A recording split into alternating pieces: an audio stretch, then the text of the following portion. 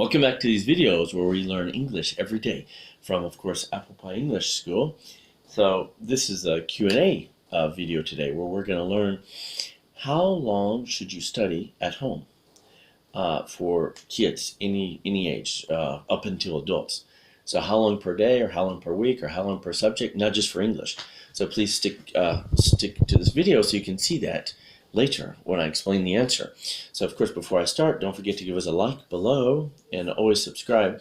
Give us a like so we know, and don't forget to comment with any questions. So this is a QA video, so give us a comment if you have any questions about anything. So today, yes, how long should you study at home? A lot of people are confused by this. Recently I was talking to a mother. This is from a Q&A part. These are from different mothers or fathers when I talk to them and I get ideas for these videos. So of course, recently we were talking to this one mother and asking her how long do her children study. So she has two children at my school. She has three children total, two at my school. One is a first grade boy, and he's in first grade, and the second is a fourth grade girl. So the fourth grade girl studies an hour and a half every day. So, and the boy studies an hour every day, first grade. So an hour and a half every day, the fourth grade girl, but 30 minutes she's reading and 60 minutes she's studying. So 30 reading, 60 studying every day. So then the boy is, I think, 30 readings where he reads any books, not manga or comic books, but books. 30 minutes reading, again, 30 minutes study. So that's her students are doing quite well in the school. They usually get above 90% on their test. But is that what's recommended? Is that the best? They're doing actually more than is recommended. But as long as they can manage it, of course, that's not an issue. So what is recommended is interesting. So recommended is 5 days a week, Monday, Tuesday, Wednesday, Thursday, Friday. You pick a day. Each day you do a different subject. So, and then how much you do each day depends on what grade you're in school. So you should do 10 minutes of study for every year of school, starting from first grade.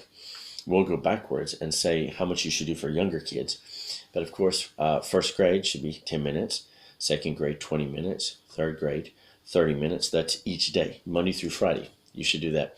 And then 30 minutes each time. 30 minutes, 40 minutes, 50 minutes, sixth grade 60 minutes, like that.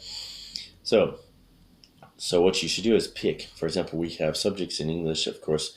You have English and math and science and social studies and Japanese for Japanese kids, or whatever your language is in your country. Those are your 5 main subjects. So those 5, you should pick a day. So I'm going to say Monday. Monday is math. I want to do math first, get it done. And then Tuesday is science, and then English will be Wednesday. And then social studies is Thursday, and my own language in Japanese, my own language would be on Friday. So then now you've got it set up. So you write on the calendar those days. Now, you might have to move this around if you have special homework on certain days. But during your study time, you do your homework first. Then with the extra time, you study.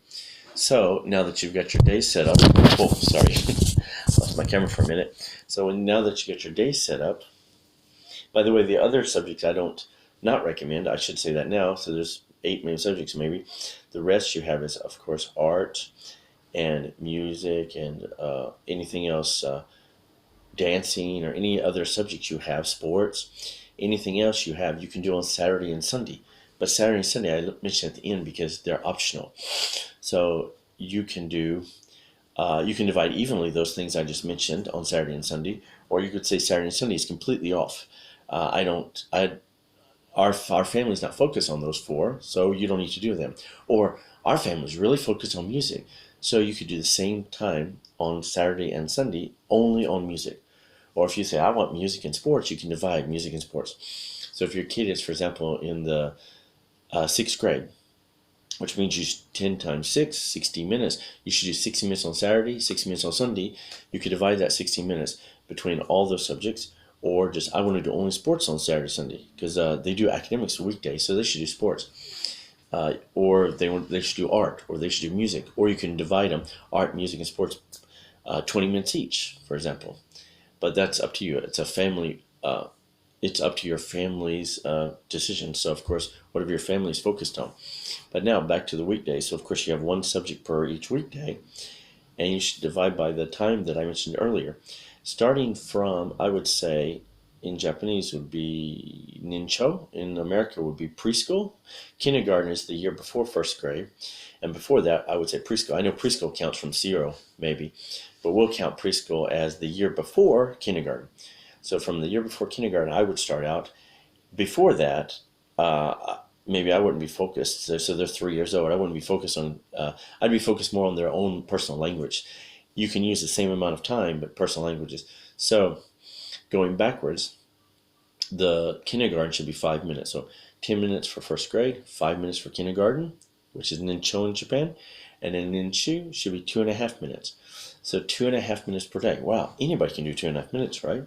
So of course, 2.5 minutes is like that, quick, and you might not be able to get into a subject. So what I usually recommend for the preschool and the kindergarten is to do it all one time on a Saturday or Sunday. Pick a day that's good for your family, and then let's say, so 5 times, let's say 2.5 minutes for preschool people.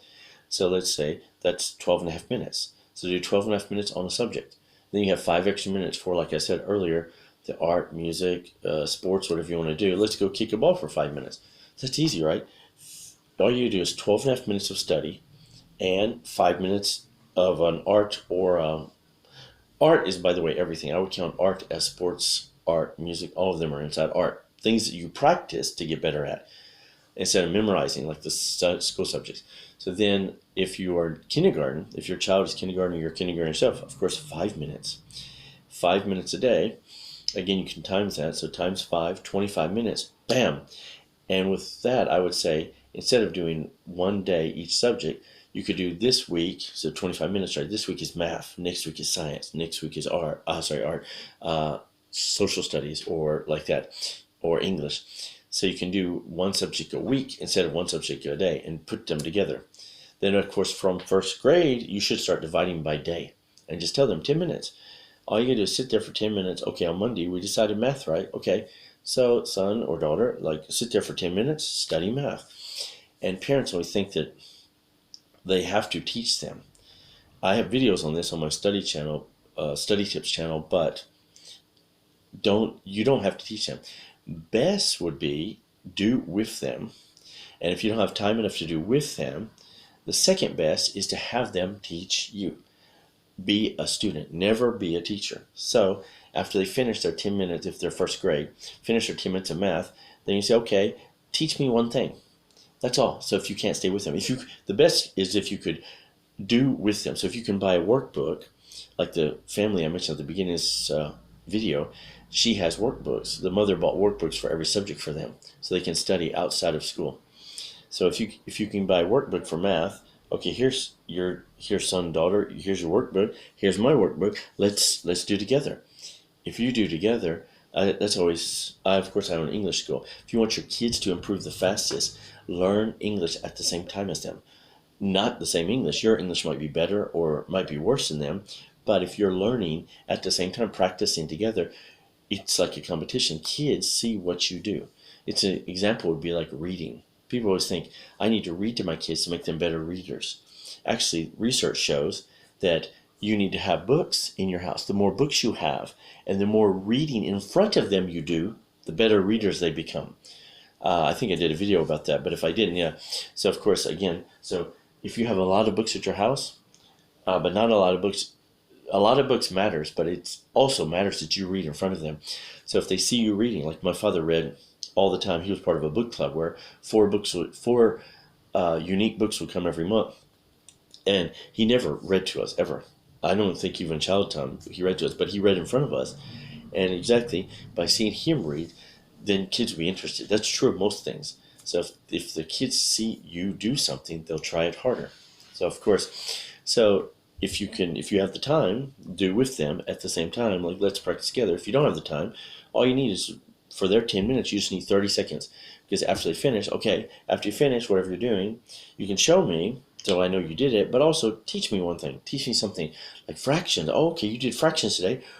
2/5 times 3/4. Oh, okay, times fractions. Can you teach me? And then you can also learn something every day. So I hope that, sorry, so I should review, of course. 10 minutes per year per day for academic subjects Monday through Friday. Again, pick your subject, which day you want, so you can be focused on it that day, and then do 10 minutes. So if you are third grade, 30 minutes a day. If you're sixth grade, 60 minutes a day. If you're ninth grade, which in Japan will be third grade junior high, 90 minutes a day. If you're last year of high school, 12 times 10 minutes, so 2 hours a day, and you study. If you're in college, so I mentioned earlier this would go into adults. If you're in college, you should of course do 13. So if you're first year of college, you should do 13 times 10 minutes, 14 times 10 minutes second year. Third year or junior of college, you'd be 15 times 10 minutes a day.